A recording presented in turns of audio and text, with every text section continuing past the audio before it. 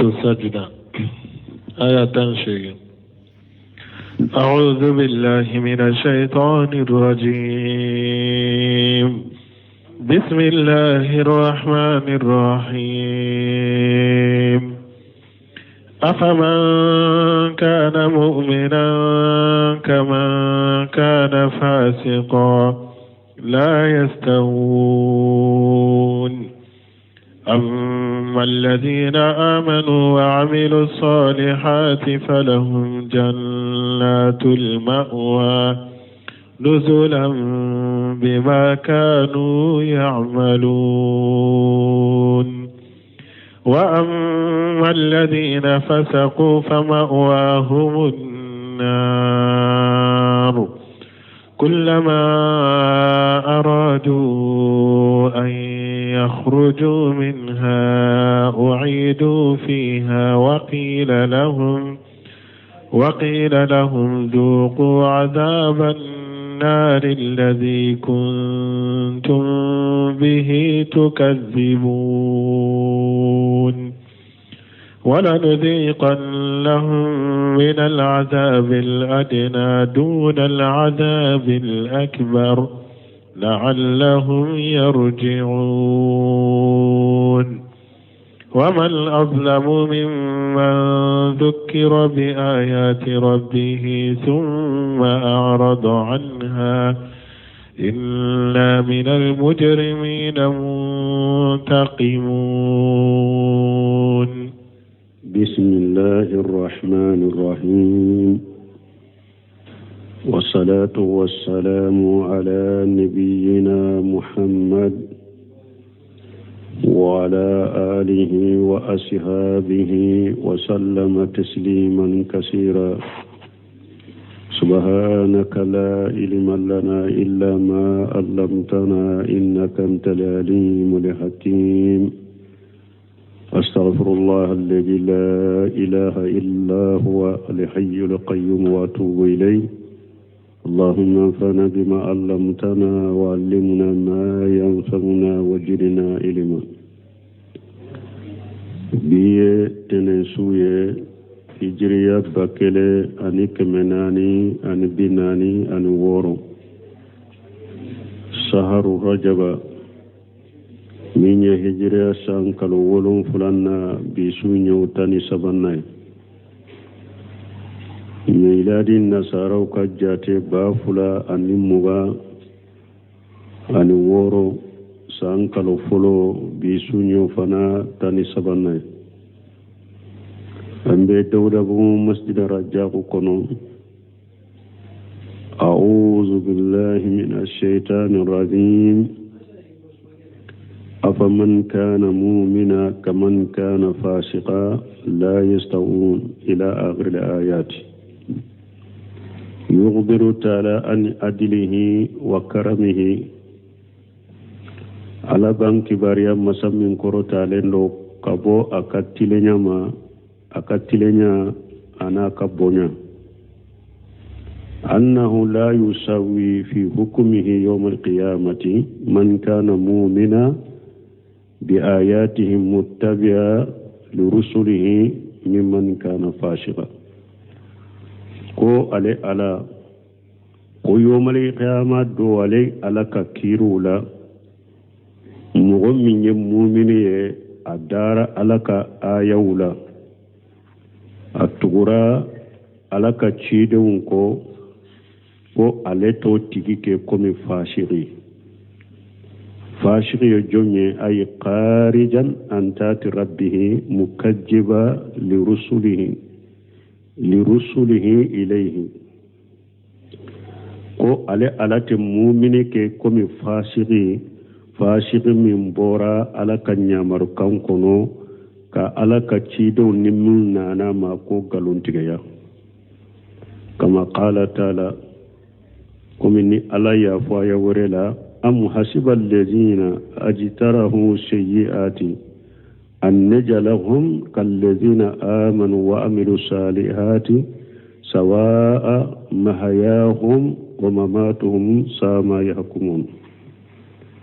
آية ورلا سورة الجاشية قنو ala ko yala mɔgɔw y'a jigi de wa minnu ye baara jugu kɛ ko ne ala bɛ u kɛ komi muminu minnu ye baara ɲuman kɛ k'aw kɛ kelen ye a ka diɲɛ ɲɛnamaya la k'aw kɛ kelen ye a ka faturi la lahara ko la ni mɔgɔ min y'o miiri sa ma yahkumun u ye kiiri min miiri u ye ko min miiri u ye fɛn miiri min u ye kiiri min tigɛ u ye kiiri jugu tigɛ o la maana ala y'a yira o aya fana la baara jugukɛla e ni mumini baara ɲumankɛla tɛ se ka kɛ kelen ye ni mɔgɔ min y'a miiri ko a bɛ kɛ kelen ye diɲɛ kɔnɔ a bɛ kɛ kelen ye lahara i ye kiiri jugu i y'o kiiri wa qala ta'ala ko aya wɛrɛ la am najalu alladhina amanu wa amilu salihati kal mufsidina fil ard am najalu al muttaqina kal fujjar aya wɛrɛ kuna la ko yalaw mɔgɔ minnu ye mu'minu ye u ye baara ɲuman kɛ yala olu bɛ kɛ komi tiɲɛlikɛlaw dugukolo kan wa ubɛ ne ala aliɲɛsiranɲɛbaga ani fajiri ne ala b'olu kɛ kelen ye wa olu tɛ kelen ye wa qala ta'ala ko la yastawi ashabun nari wa ashabul jannati aya wɛrɛ kɔnɔ ala ko tasuma dunkew ani jahannaba dunkew tasuma dunkew ani arjanna dunkew u tɛ kelen ye dɛ ولهذا قال تعالى ها هنا نند قصو على قويا أفمن كان مؤمنا كمن كان فاسقا يا لمؤمن مؤمن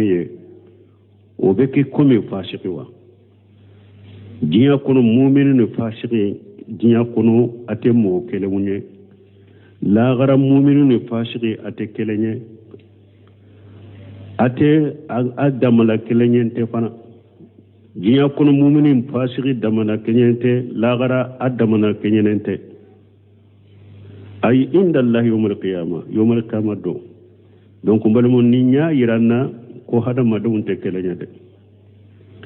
ko ambe ko la ilaha illa allah ambe islamai ambe kelenye jinya kuma tola de muminu kam muminu yerebe muminu yere dama kam muminu ya be nyokonye silamu ka silamiya be ɲɔgɔn ye janko mumini ani kafiri janko silama ala batokɛla ani silama fasiki mumini ni kafiri tɛ kelen ye tawhidi mɔgɔ ani mushriki tɛ kelen ye sunna mɔgɔ ni bidiya mɔgɔ tɛ kelen ye abadan aw tɛ kelen ye diɲɛ kɔnɔ a tɛ kelen ye lahara ni mɔgɔ mɔgɔ y'o hakilina n'o miirina o ta hakilina jugu b'i bolo miirina jugu b'i bolo ngalon b'i bolo ala ka ayaw de filɛ ka kalan ninnu tɛ kelen ye abada a tɛ kelen ye diɲɛ kɔnɔ a tɛ kelen ye lahara a tɛ kelen ye kaburu kɔnɔnaw la wa qawluhu ta'ala ni ala ko amma alladhina amanu wa amilu salihati a ko ni mɔgɔ minnu limana ni ala ye ay sadaqati qulubuhum bi ayati llah mɔgɔ minnu dusukun dara ala ka ayaw la wa amilu salihati kore mun ye wa amilu bi muqtadaha wa hiya salihatu yawa aya nunu laɲini yo mun ye u ye baara kɛ n'o fana o ye juma ye baara ɲuman nunu na ɲɔgɔnnaw bɛ aradu kɛ murjiyaw ka minnu b'a fɔ ko limaniya o ye mun ye tasdiqu bil qalbi yado murjiyaw yɛrɛ tilalen don ka taa tila yɔrɔma naani mais u ka tila yɔrɔma naani u ka laɲini ye mun ye dɔrɔn ni hadamaden ye limaniya mina hari n'i ma baara kɛ baara tɛ limaniya kɔnɔ murjiyaw dɔw b'a fɔ limaniya yɛrɛ dɔrɔn i ka da ala ko la i dusukun kɔnɔ hari ni nɛ ma fɔ dɔw bolo limaniya ye mun ye a dɔn dɔrɔn ko ala bɛ hari ni mi dusukun siri n'a ye ka da la o ye limaniya ye o dɔw bolo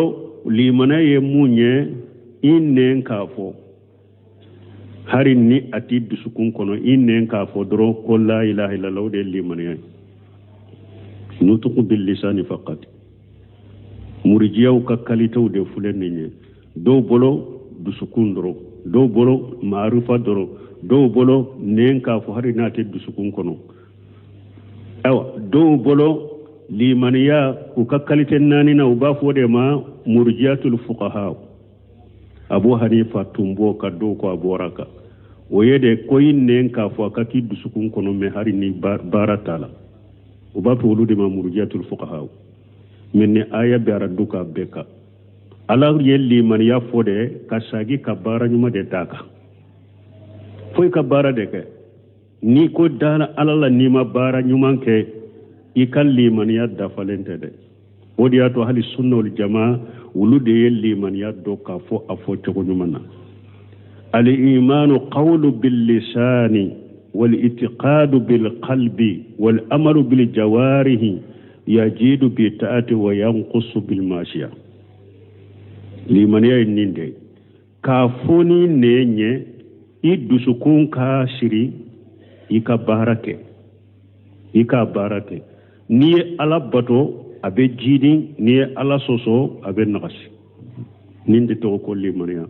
fo ika barade ke awa baharain fana wakati be ala bafu wa amilu salihati ataha fo wa amilu li amal o te fode uye bara uke aba fode wa amilu salihati bara nyuma jate bo fana de kale bara nyuma fana munye sarati belebele ba fula de bale lo foras nya joli al iqlasu lillah wal mutaba'atu li rasulillah sallallahu alaihi wasallam bara nyuma sarati belebele ba fula min bala iddu sukun ka kalashi alaye baraka ke ala kelempewde akabbe ciren ka sunna mafana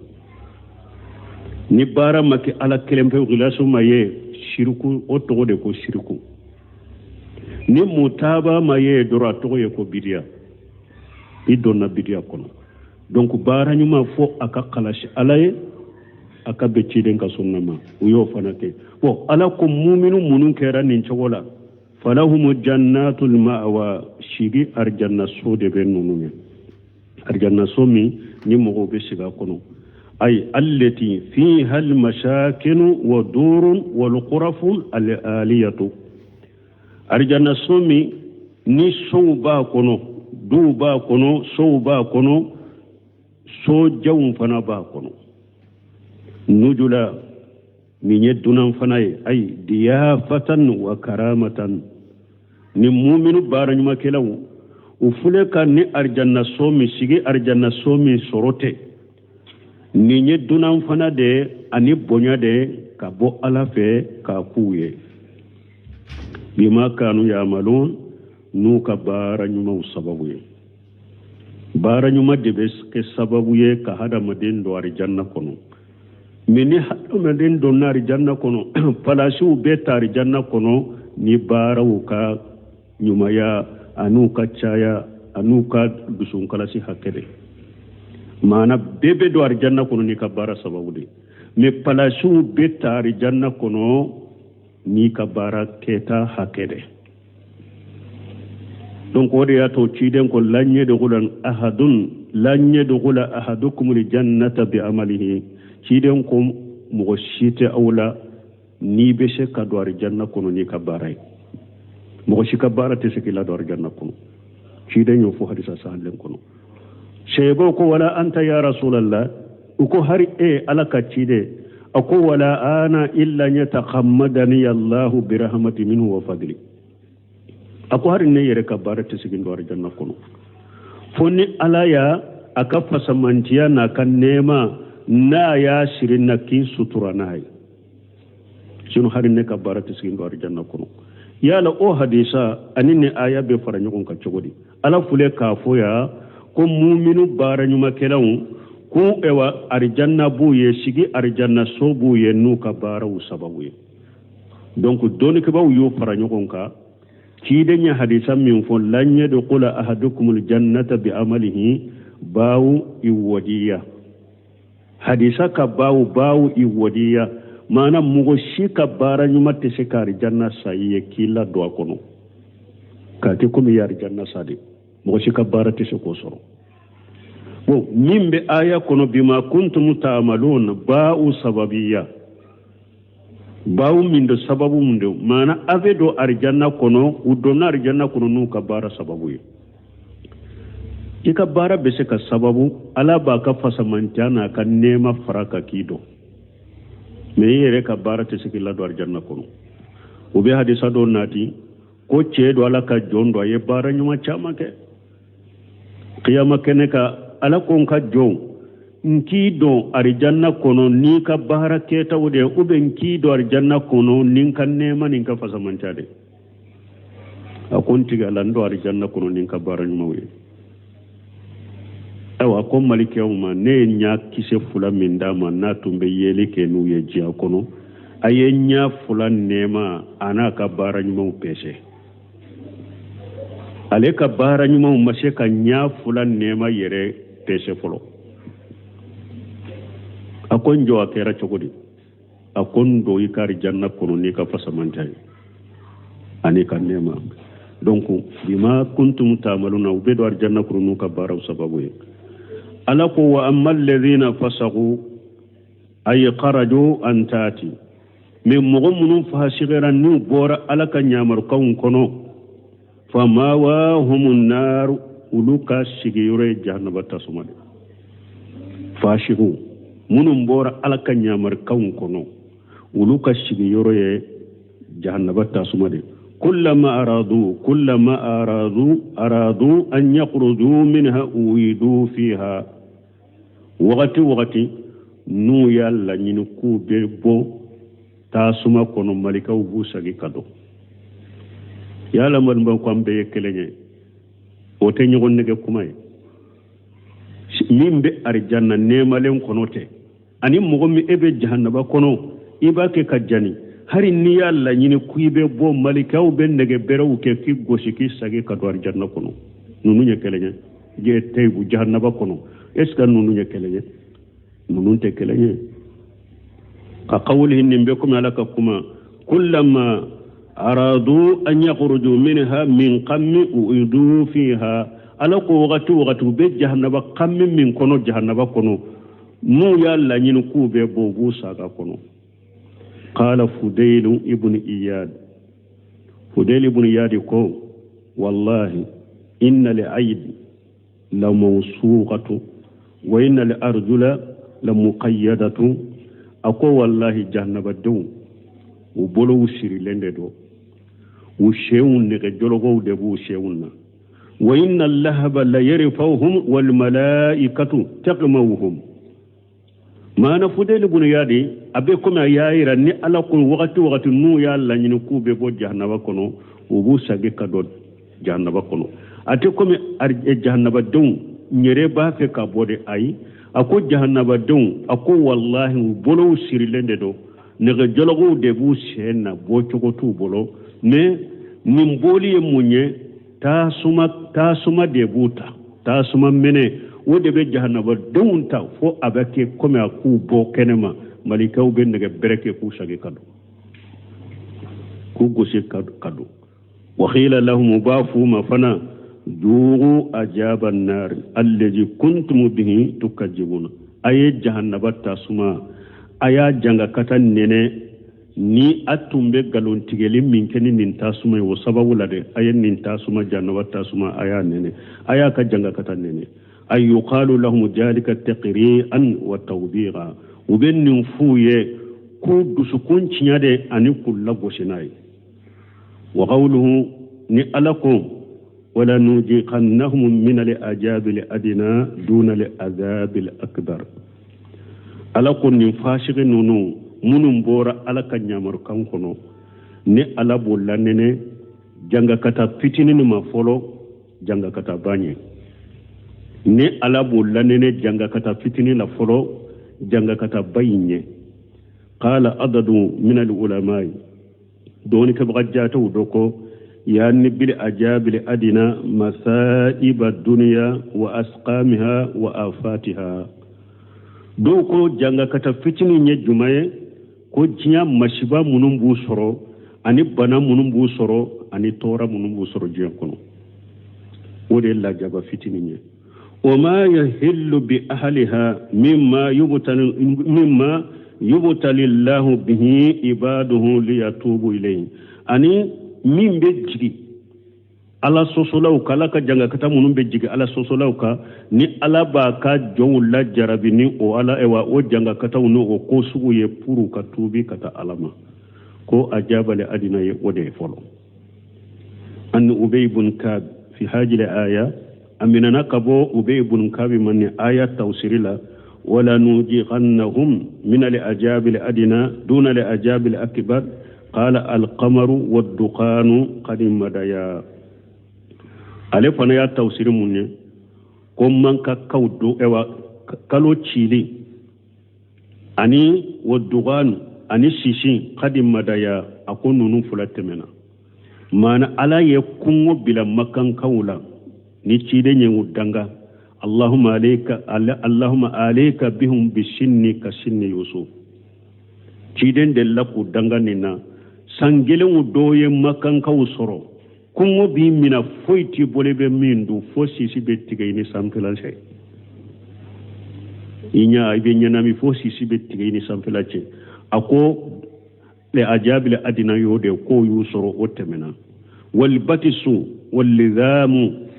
ani alaka minali ani alaka ko do dauka ko munu jakwa o ko bu soro ulu sagotula usagoto ko sugula donc be bun kabe fana ko al azab la adina ye ode qala suddiyu wa khayruhu suddi fana ko anotana lam yabqa baytu bi makkah illa daghalahu al hujun ala qatil ulu fana ye azab la adina ke munye badri do munye makan kawso ko soti dusi de matum makka fuddu sukasi donna kono ado nu kam godo sara ala qatil lahum aw ashirin nu kam godo sara ubu kam godo minana fa ushibu mashibayun soroye wa ukhrimu ukanna fuluti yanay wa minu man jumia lahu li amrani awa udu yerebe alay nin ko fula be fara nyogon kawla janga kata fitini nyu soro janga kata bay nyu soro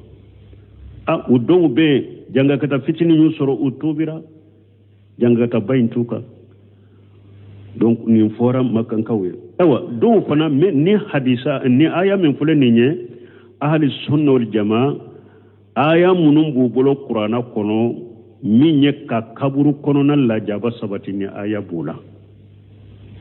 ubafu azab al adna o ye kaburu la jabai duna la azab al akbar o ye yawm al qiyamah la jabai ahli sunna be aya munun ta qur'ana kono ka kaburu la jaba sabati numbula ani firawuna ka qisa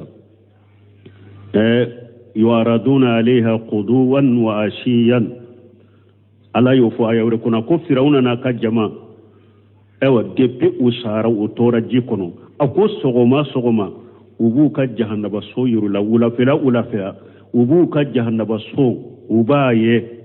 ewa donc doni ke bawo ko ubu ka jahannaba so anu ka jahannaba janga kata soro sogoma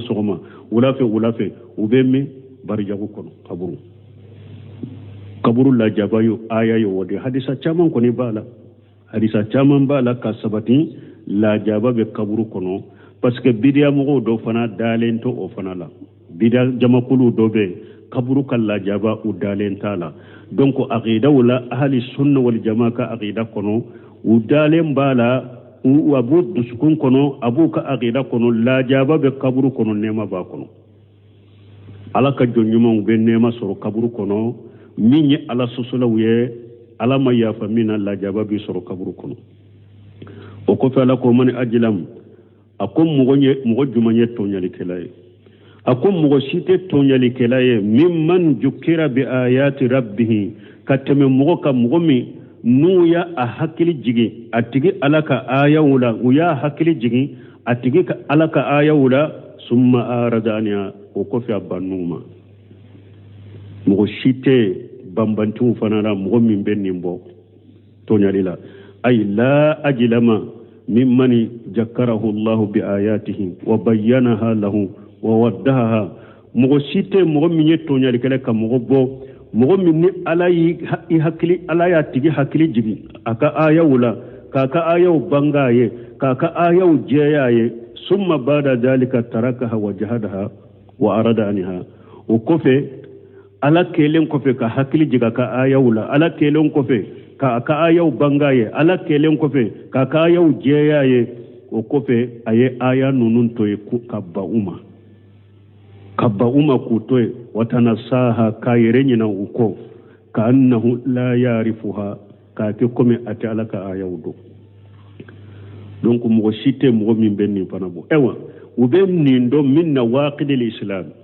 Cheikh Muhammad ibn Wahhab ye ko tam min fara nyogon ka ko silamiya ka gurja fe nimbala ni aya yere de be kala aben ni aya de ke aka dalilai mana mo banna ala ka dinama ibanna ka kala imi kun korota no fe yere ki ba ma pew ki ba dinama pew ki ba ka kala pew kafiri de ye min nawaqid al-islam abe silamiya gurja fe undela uba dalila ke ni aya de ومن أجلم ممن ذكر بآيات ربه ثم أعرض عنه إنا من المجرمين منتقمون مغومو إكو إيه سلامة دي مي ألاك دينا نتي قرانا في نتي قرانا كلا إتغوريكو كافريكا سلامي أغورجالين أكاسورو إبه سيركما فلا فوري ني إبانا قرانا ما قرانا تسيكا فويه ube nu ye kurana aya min fo ye ba fo ne dalente ni nanete barakani e kafiri de ikasilamia gurujalendo adelay ni aya de qala qatadatu iyyakum wali iradan an zikrillah awa akomba uma akanabba alaka qur'ane malaka kusuma ni alaka hakili jigi akanabba made fa inna man arada an zikrihi faqad iqtara akbar al-qirrati akoni mugo banna alaka ayawma marasalimi na kabode wa awaja asaddal awaj awa ijengena jengemin kabode wa ajima min ajami junubi ewa junubu baw yo dokede wali haja qala taala mutahaddidan liman fala zalika ninde koso alako kakankari da mugo min niyen ninke ako inna min al mujrimina muntaqimuna awa ala ko tiñali kala nebe tajuru sara tiñali kala wulade ay sa antaqimu mimman fala jalika saddal intiqam mugo min niyen ninke ni ala be tajuru sara ila tajuru sara min ka gele kosobe bi janga kata min ka gele kosobe ولقد آتينا موسى الكتاب فلا تكن في مرية من لقائه وجعلناه هدى لبني إسرائيل وجعلنا منهم أئمة يهدون بأمرنا لما صبروا وكانوا بآياتنا يوقنون يقول تعالى مقبر عن عبده ورسوله موسى عليه السلام ala ba fo masa min ko talendo na ban kibariya kabo aka joma na ka cide Musa innahu ataahu alkitaba ko ale ya kitabu di Musa ma huwa tawrat o kitabe jumaye tawreta وريات لكو ولقد آتينا موسى الكتاب والله ne ala ye kitabu di Musa ma min ye tawretay wa qawlu ta'ala ni ala ko fala taku fi miryati min liqa'ihi aw ko cide ma kana ke shika bagaye Musa ka be nyogonya la ye Musa ye be nyogonya ke ni Musa ye be nyogonya min ke ka sanna yele kana shikala do ba tawsiri ni qala qatadatu ya anni bihi laylata al-isra'i ko ciden ka sufe tama do ciden ka sufe tama aye Musa ye sanfe ko ala kambo odema ko ciden makana shikola ini Musa ye nyogon kumbe nyoya ye sufe tama minke ini Musa ye kumbe nyogonya minke ka nyogonya minke kana shikala akerade an ibn Abbas radiyallahu anhuma كارثة من عبد الله بن عباس ملك جكبو فلابما قال رسول الله صلى الله عليه وسلم كو ألك تشيدم كو ألك تنونا كسباكا ورئيت ليلة أشريا بموسى بن عمران ورئيت نتاياك ورئيت ليلة أشريا بموسى بن عمران تشيدم كو ala ya yiranela sumi ni tama kerani ne ala ye Musa imurana denke Musa ala ya ayiranela nyaye arajula chedo adaman afinente ajenente mimbe finini bilemani nyogonte adama ye ode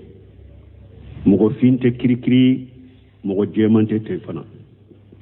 adaman tulan adaman tuwala jada ewa tuwala akaja jada akunsigi foninende do ale kunsigi labila lende do jada ale kunsigi ale kunsigi ewa kunsigin kurulente ka annahu min rijali sanu'atan ewa sanu'ata ye kabila do de utumbe ye man akwale Musa ye abe komi o kabila u kam mugo do anu o kabila u kam mugo de bolendo ajada Isa ka kunsigi ale kurulende do jada Isa ka Musa ale ka kunsigi kurulende do afoninen to kabo nyona Musa ka kunsigi kurulende do abe komi ye mani kabila dobe abe komi wulu kam mugo do waretu Isa ko alaye Isa fana ye arajulun marbu alqalqi ila humrati wal bayadi ko alaye wa Musa ye Isa ye ko Isa marbu alqalqi Isa kadale alebe chamanche de la ila humrati wal bayadi mana bile maya ani jemaya ni nyogonche ale bode ni nyogonche Musa tayede ale fari finendo adama yode ale fari finendo akunsigi kurulendo abe komi ye man kakabila wudo kache me ale ye Isa ye ale ka dancho ale be chamanche de la ama bile ama jeya fana sabita rasi ale kunsigi fonino akunsigi bolembe nyogona ale ka kunsigi kurulente Isa waretun malika qajina nari wadajjala ko minye jahannaba kile kibariya be malikiya mumbolo ko ale yoye jahannaba kile be malikiya mumbolo ayoye aye dajjaliye fi ayati arahunna Allahu iyaha ko aye nunu nye kafara kaba ko ni tamanso doka ado ni alaye munu nyiralela ayoye tamanso kono tamanso munu kafara tamanso doka alaye munu nyiralela fala taku fi miryati min liqaihi awa kide kana shika Musa ka kumbe nyonyalila wani ibn Abbas radiyallahu anhu makamina ibn Abbas ma anni nabi sallallahu alaihi wasallam fi qawli ta'ala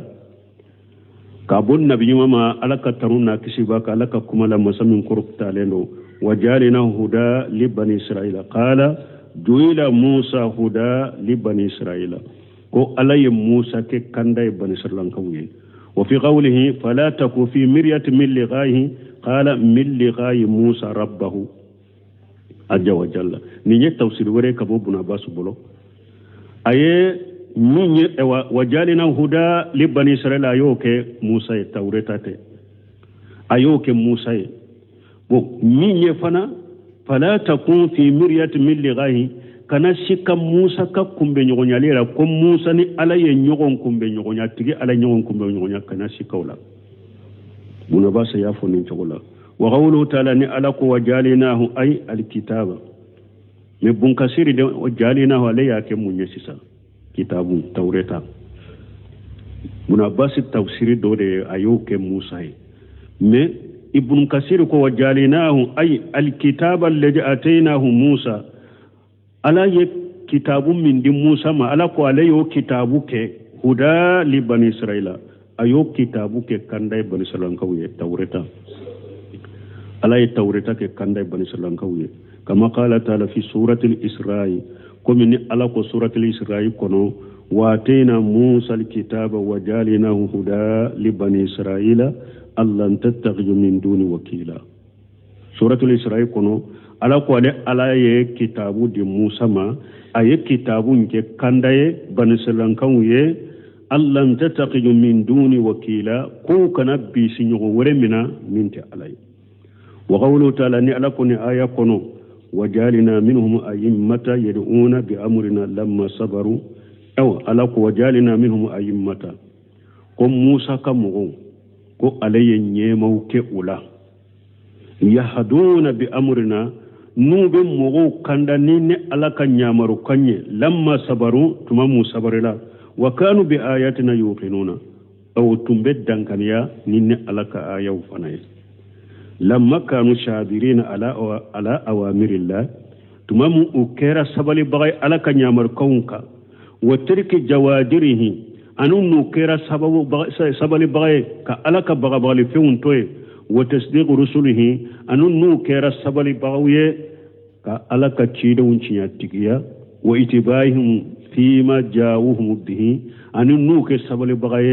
تشيدون نمن نانو ما أتغرا أكو كان منهم أئمة يهدون إلى الحق توانيما سرولا أولا منهم بمغو كندا كتاتشياما ني ألاك نيامرو كنيه ويدعون إلى الخير نو بمغو ولا كتا خيرهما ويأمرون بالمعروف وينهون عن المنكر نو بمغو نيامرني نيوماي وبمغو فتنيا كبو جغماما ثم لما بدلوا وحرفوا وأولوا سلبوا ذلك المقام metumami bani salankaw ka doni ke baga munun tun kera nin chogola ni ala ye nim maqama ni joyero kuye metumami uye ala ka dina yelema ka ala ka dina fale ka yelema tawa ku kodi nin joyero min fule ni ala ya minula nin joyero min fule ni ala ya munu amina ula wasarat qulubuhum khashi'atan udusukul labanna kajja يحرفون الكلمة عن مواضعه نوبة على كما يلما كابو النولا فلا أملا صالحا ولا اعتقاد صحيحا ولا بنسا بارا نيمان تو بولو نوبا كي دسكونا سيري نيمان تو بولو دسكونا سيري سهلين تو بولو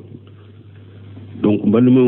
وجال ولهذا قال تعالى نندكو سألكو وجالنا منهم أئمة يهدون بأمرنا لما صبروا قيل لما صبروا أن الدنيا doko tumamu sabarla ka bodnya maka jiyaye ka toy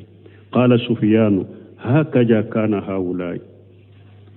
sufyan ko nim ko keran nin chogolela wala yanbaghi lirajuli an yakuna imama yuqtara bihi hatta yatahama an dunya sufyan ko amanka ce minni alaye eke dina nyema de eka ewa bolijian no fe ka jiyan kanu ومن كون بل من مغو بافي على كبركادو إيكا كماولا كقبولو كيه دوكو كولوكا نيه دوني كبغادي سيرا على نيكي كي بسكون كلاسي كان نينجيا يكا توي دوني كبغا سيتي بولي نينجيا نوفي كو بركا بيدو إيكا كماولا ube ko ika kuma de be seka fenya ayi ala be barika boyka doni la ka barika do ika kuma bela aya salafu kitabuta tariku kitabuta nu be doni ke ba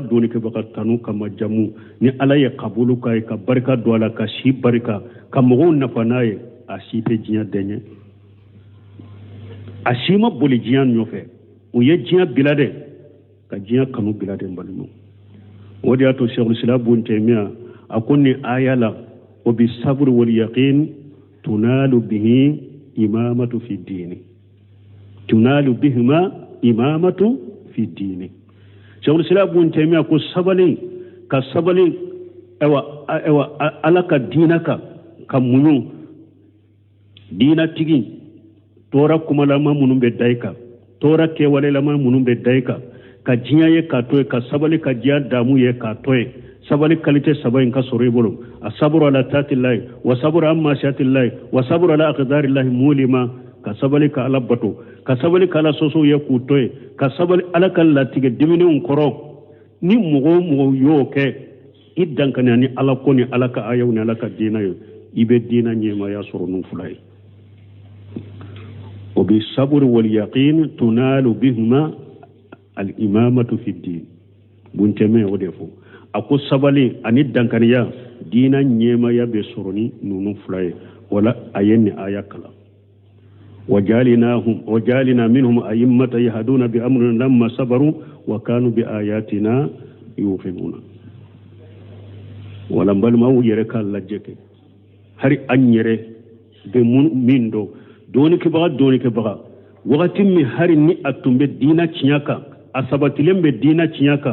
ka ala tafo ka ciden tafo akan ka fo cogo minna ka doni sunnai ka bidiyaw kele u caman tumbe jamana kono barika tumbu ka kumala nafa tumbu ka kumala me tumami u tara do tonna ka ke mo wurewuye dina cinya foli da bilala jenge kera akera cogodi barika boraw ka kumala ado kera yera be komu ya ka doni foshi ka wa disi kono de akera do kera komi doni tu kono muqbil alwadi ndella ka kuma do me yala nyaaye kitabu de ko nyaayi kasetile kuma in kona de della ka fo akum mu har ni tara kala jami'a baula saudiya nunu kana nunu ka doni nana me utara fara hijibiya ka sunna haqiqa bila ka salafu tabulu bila ako ala ya be ka doni yele komi ni ko do jikono aya be ka doni yele komi ni ko do jikono na be yele chokomi o de fule ya nu ya foya bun kasir ya foya me ako tuma min lamma baddalu wa harrafu tuma mu ya alaka dina u ya fale ka yelema wa awwalu uye ewa alaka dina ewa delilaw uyu korofo chogola u chogote minye sulibu jalikal maqama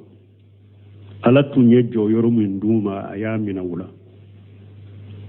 wasarat qulubuhum khashiyatan udusukul labanna wujale yuharrifuna al-kalima amma wadihi nubi alaka kuma fale kabanola alaka ayaw be falaka kuma kaw be fale u kera sal baranyuma tubula gira salen tula bida fule o chogode law mugo sunna mugo nyuma ni ejengena e farla ni bida mugo ma ni fosugo de bekila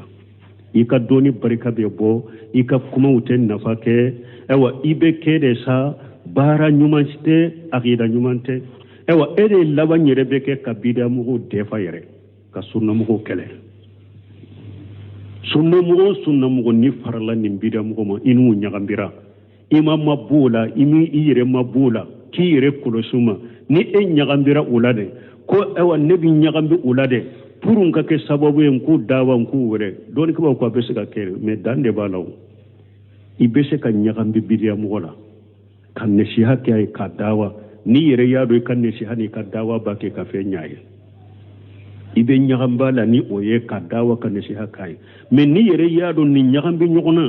ne kan ne shi hani ka dawa atamina ma fe nyaaye yere nyini de faraka boala ki yere nyini sunna mugo mo ke nani atwa ani bida mugo tora nyugon fete abe jengena uya be jenge kasira bila ibe jenge dewo har ban siran ka doni ke ba utun kera ni to wadela ikoni ye cinya bila doro kala ka dina yele madro ewa i par la bida mugo ka doro ibe jenge ella ba nyere de be ke bida mugo ka marfa ye sisa ni betti sunna mugo la parce que yere de beke ou defa bagay c'est ça ibe nyonene kabu kade bida mugo ba fo sisa de arahana allah fiara anye mugo soro munum be aradu koka munun nu obe nyogon jabe ewa ni an yere te sisa an la fiara kaba an kuto nyogonna karamugo batara ni sunna kala ne selafia nyuman kala jamia wala saudiya kana nu tara kolonco bida mugo ni sufi ni qabru batola wala a chaman kera chogode a chaman kera chogode a do tumbe photo haramu yaya bi photo langana ya jonye ulu do ka wajuli folo nu ka kasutu folo jamane kono ya photo haramu len du bolo bi ulu de fule ka delela u fo ka photo la daga wodi ya to bunka surtout wa awwalu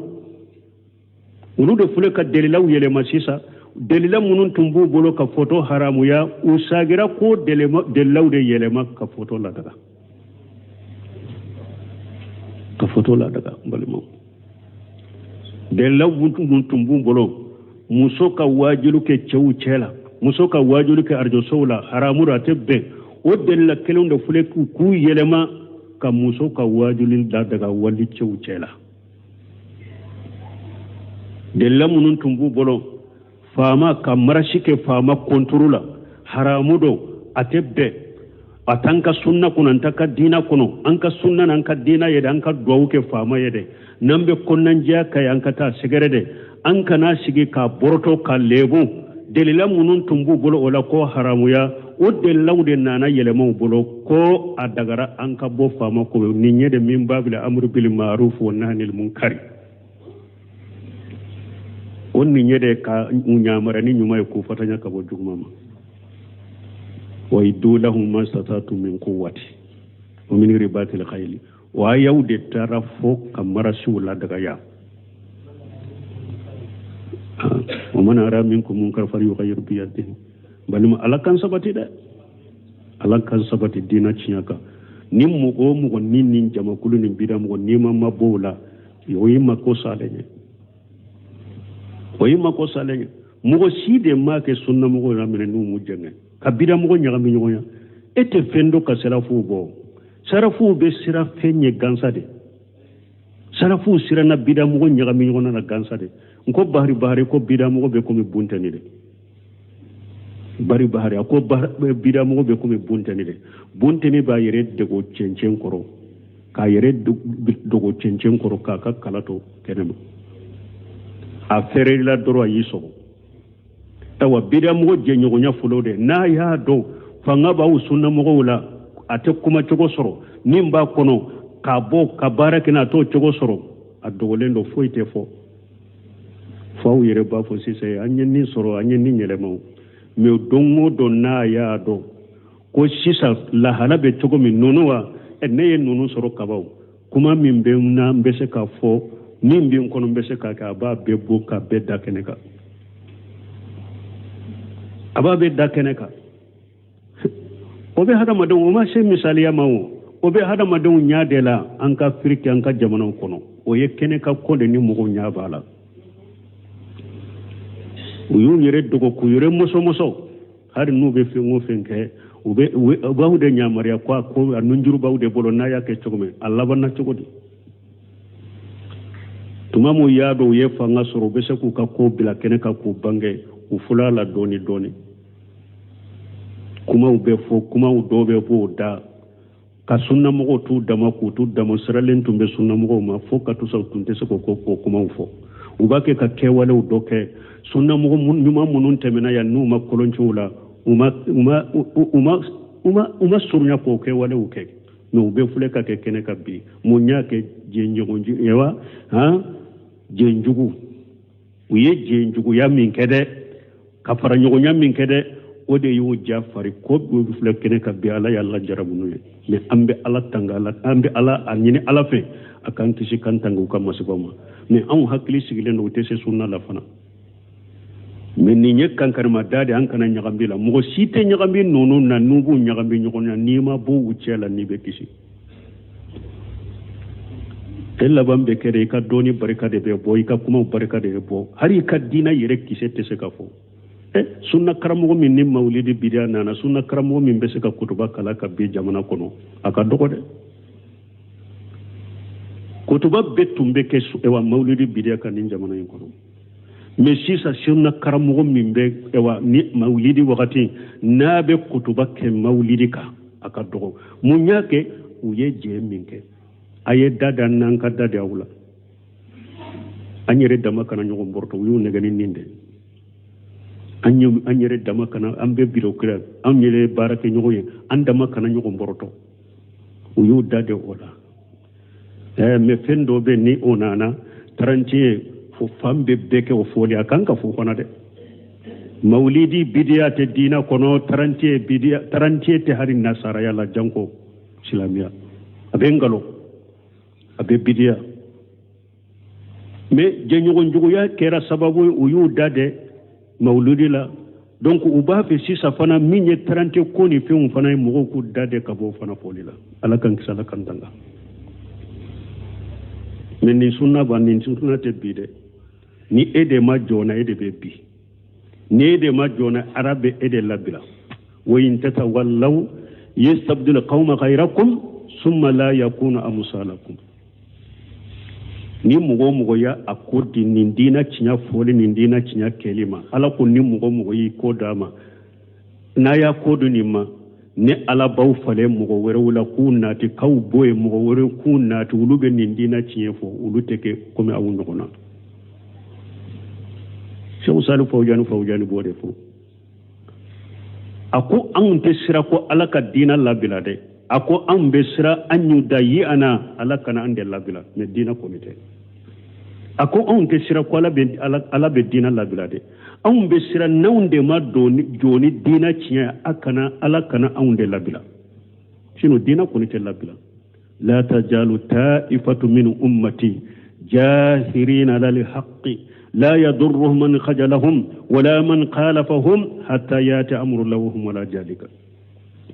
kiden ko jama kulu te wuli ne kam manton la nus be cinyaka u demelendo cinyan ka fana ni mo mi nyu demeli toyo ni mo mi nyu soso ku kele o te foyi toru ma u ka cinyaka de fo jinya wuli ni kasunya fo jinya wuli surunya li kana u bo chogola de kiden de yen fo nin te wuli fana ninte wuli min be jo nin dina ye jo sunna gereka ika sunna fo ka salafiya fo ka perpere latige ika bidiya fo ka perpere latige kara duka ka mugo ge ka boma bidiya mugo nyaga mi nyogo na iku fara nyogonya ka bo uchela iki ka dina ke no kari mugo min nye o ke ni mo ke nin dina te labila ko ede be labila ala kan kisala kan tanga ala kan sabati hakaja kana haulai nan bora o yoro lambalimau ewa doni ke bagaw fo an kan ninjiya bilade sufiyana fule ko de fo hakaja kana haulai akon nim mugo kera nin tawreda wala yanbaghi li rajuli an yakuna imama yuqtara bi hatta yatahama an dunya ako aman kacce e kake almamiye kake nyema ye nindina la ni mugo bi nomina hatta yatahama anduna fuyi kan ninjiya de bila ako nima ninjiya de bila ete se kake imamuye ete se kake almami nyuma ye ni dina tigi nyuma ye ni mugo bi nomina kai ka kuma mina ka barake ne kuy ka ke wale ulaje ka barake nai ako aman kan mugo ko soro fuyi kan ninjiya fuyi ko de bila ye jiya bila da yi dusukun kala si barka be do ka kola awan balmanye ewa an ka kele munu be misiri ko namo sababu do fa amma fo kacha awan nim fana balade almamin wajur kala dusun kala si baliya be chama na ni jiya kanu abe fem ko kele chama ban ni nyon je fem worinte koy abe fem ko abe dusukun kala si baliya be fem ko to go nyini joyoro nyini nafulo nyini abe fem ko wallahi mbal mo doni ka ba majiya bila hari dina cinya ite se ka fo amisali ya imamu an-Nawawi rahimahullah ka tu dimisa fama ni fama ye kado min di fama be sara min ta ka di doni ka ba ko mo ni karamo ma nuni imamu an-Nawawi ta nana ka dama ba fu gariyema ta di fantom ate so kamina abatum be gese de parata na ya fere a wuri a ba ciyama a bai baloni ode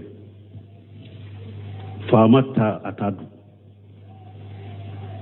don na fama ya decision do ta population kama o decision ni o koyi o mandi population ma o don na doni ka ba o beka kelen awa fama ya ni hakili nata de aka kuma fe aka waju aka kunan jaka ya kanani nkoyinke doni ke baga sima se ka farnya ko abe letri ci fama mu be abeta fama fe abe sirana ushele imamu an-Nawawi ma rahimahullah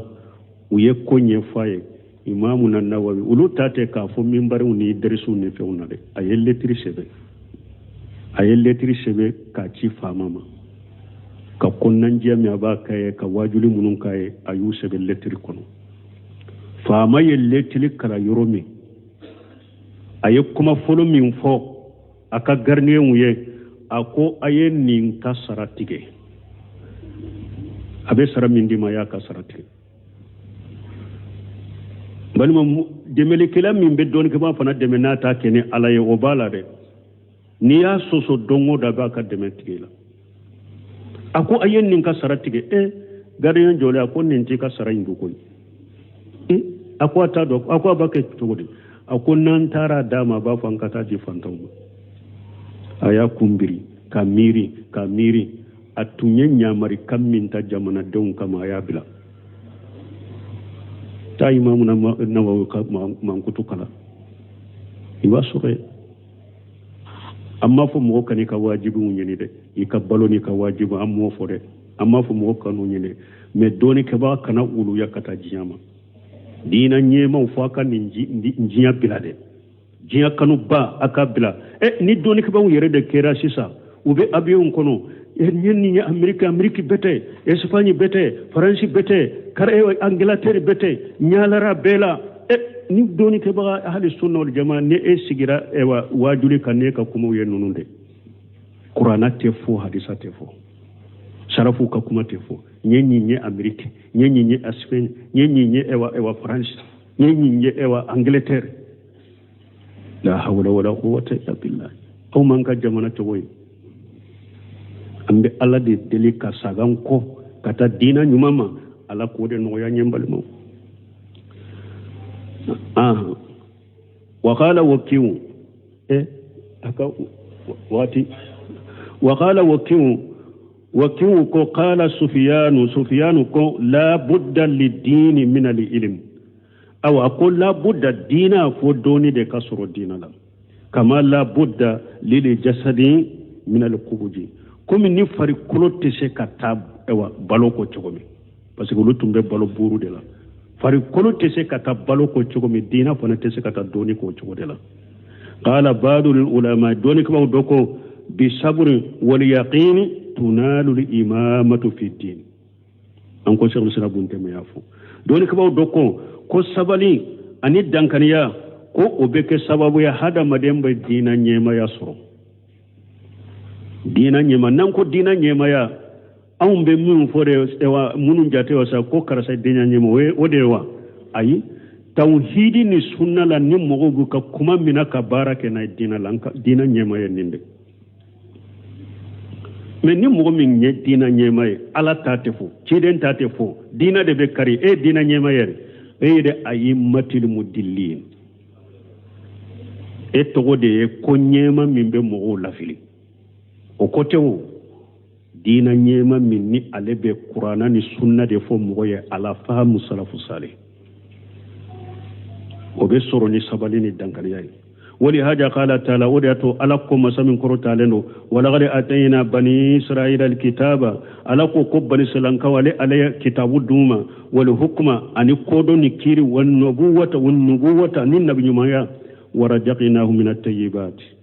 ne alayu garjage fi halalaw ni fi nyumawla wa faddalnahum ala alamin ne alayu fasamanta ko wakati mugoma wa atainahum bayyinatin min al-amri ne alaye awa bangali duma kowla ay min al-i'tiqadat wal a'mal akhida nyumaw ani bara nyumaw ne ye wodi uma wala mbalimon ne ya yirana hadamade nittilela alaka dinaka kalaka dinata ka barake naye ika aqida be nyaade ika baraw be nyaade ala yere de bi sabatiyo nyon na fasur ibn usaymin fana bolo akon ni yedelela ye yoro mi qur'ana ni sunna barake naye ebe min kan ni yere yado qataw de sababati abdillah ika chinyinta dode be faraika kandaka dode be faraika donika aya bo aya jumanna walladina hatadaw jadahum huda wa atahum taqwahum nun mugo ye cinya ye kandara ka cinya inke ala bi jidi kandala wa atahum taqwahum ala bi nya sirnya dim ala kan kanda ala kan nya sirnya dam subhanakallahumma rabbuna bihamdika ashhadu an la ilaha illa anta astaghfiruka wa atubu ilaik سجدة آية شيء أعوذ بالله من الشيطان الرجيم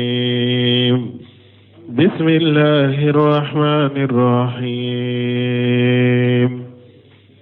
أفمن كان مؤمنا كمن كان فاسقا لا يستوون أما الذين آمنوا وعملوا الصالحات فلهم جنات المأوى نزلا بما كانوا يعملون وأما الذين فسقوا فمأواهم النار كلما أرادوا أن يخرجوا منها أعيدوا فيها وقيل لهم ذوقوا عذاب النار الذي كنتم به تكذبون ولنذيقنهم من العذاب الأدنى دون العذاب الأكبر لعلهم يرجعون ومن أظلم ممن ذكر بآيات ربه ثم أعرض عنها إنا من المجرمين منتقمون بسم الله الرحمن الرحيم والصلاة والسلام على نبينا محمد وعلى آله وأصحابه وسلم تسليما كثيرا سبحانك لا علم لنا إلا ما علمتنا إنك أنت العليم الحكيم أستغفر الله الذي لا إله إلا هو الحي القيوم وأتوب إليه اللهم انفعنا بما علمتنا وعلمنا ما ينفعنا وزدنا علما بيه تنسويه هجرية بكلة أني كمناني أني بناني أني وورو سهر رجب من هجرية سانكال ولون فلانا بيسوني وتاني سبناي ميلادي النصارى وكجاتي بافلا أني مغا أني وورو سانكال فلو بيسوني فنا تاني سبناي أمبي دولة مسجد رجاق كنو أعوذ بالله من الشيطان الرجيم أفمن كان مؤمنا كمن كان فاسقا لا يستوون إلى آخر الآيات يخبر تعالى عن عدله وكرمه على بنك باريا مسمين كرو تعالى لو كبو أكتلنيا ما akatilenya anaka bonya أنه لا يساوي في حكمه يوم القيامة من كان مؤمنا بآياته متبعا لرسله ممن كان فاسقا ko ale ala ko yomale qiyama do ale ala ka kirula mo min ye mu'mini ye adara ala ka ayawla atugura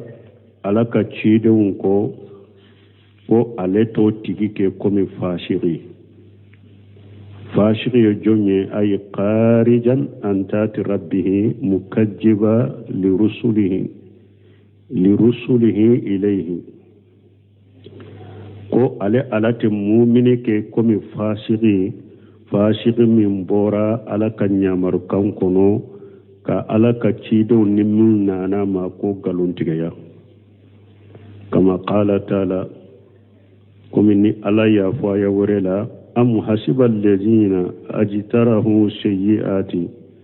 an najalahum kal ladina amanu wa amilu salihati sawaa mahayahum wa mamatuhum sama yahkumun aya worela suratul jashiya kono ala ko yala mugo ya jigidewa munu nye bara juguke konne ala be uke komi mu'minu munu nye bara nyuma ke kauke kelenye aka jianya na mayala kauke kelenye afka faturi la lagara kola ni mogo min yo miri sama yahkumun uye kiri min miri ye ko min miri uye fem miri mi uye kiri min tige uye kiri jugu tige wala mana ala ya yirwaya fanala bara jugu kela eni mumini bara nyuma kela tiseka ke kelenye ni mogo min ya miri ko abeke kelenye jian kono abeke kelenye lagara iye kiri jigu iyo kiri وقال تعالى لك آية أم نجعل الذين آمنوا وعملوا الصالحات كالمفسدين في الأرض أم نجعل المتقين كالفجار آية وركنا لك يا لو مغمون يمؤمنوا ويبارا نمكي يا لا أولوبك كمي تنيالي كلاو دو كولو كوا وبني على ألنيا سرنيا بغا ani fajiri ne ala bulu ke kelenye wa bulu ke kelenye wa qala ta'ala ko la yastawi ashabun nari wa ashabul jannati aya wore kono ala ko tasuma dunkewu ani jahannaba dunkewu tasuma dunkewu ani ari janna dunkewu ute kelenye de wali haja qala ta'ala ha huna ninde koso ala koya afaman kana mu'mina kaman kana fashiqa yala mogo min ye mu'mini ye o be ke comme fashiqi wa diya kono mu'mini ne fashiqi diya kono ate mo kele munye la gara mu'mini ne fashiqi ate kelenye ate adamala kelenye te fana diya kono mu'mini fashiqi damana kenyente la gara adamana kenyente ay inda Allah yawmul qiyamah do donc mbalmo ninya yiranna ko hada madun te kelanya de ko ambe ko la ilaha illa Allah ambe islamai ambe kelenye ciya kuma tola de mu'minu kam mu'minu yerebe mu'minu yere dama kam mu'minu ya be nyogonye silamu ka silamiya be nyogonye janko mu'mini ani kafiri janko silama ala batu kela ani silama fasiri mu'min ni kafiri te kelenye tawhidi mugo ani mushriki te kelenye sunna mugo ni bidia mugo te kelenye abadan awte kelenye jiya kono ate kelenye lagara ni mugo yo haklina no mirina uta haklina jugubi bolo mirina jugubi bolo ngalombi bolo alaka ayaw de fule ka kala nunu te kelenye abada ate kelenye jiya kono ate kelenye lagara ate kelenye kaburu kono nawla wa qawluhu ta'ala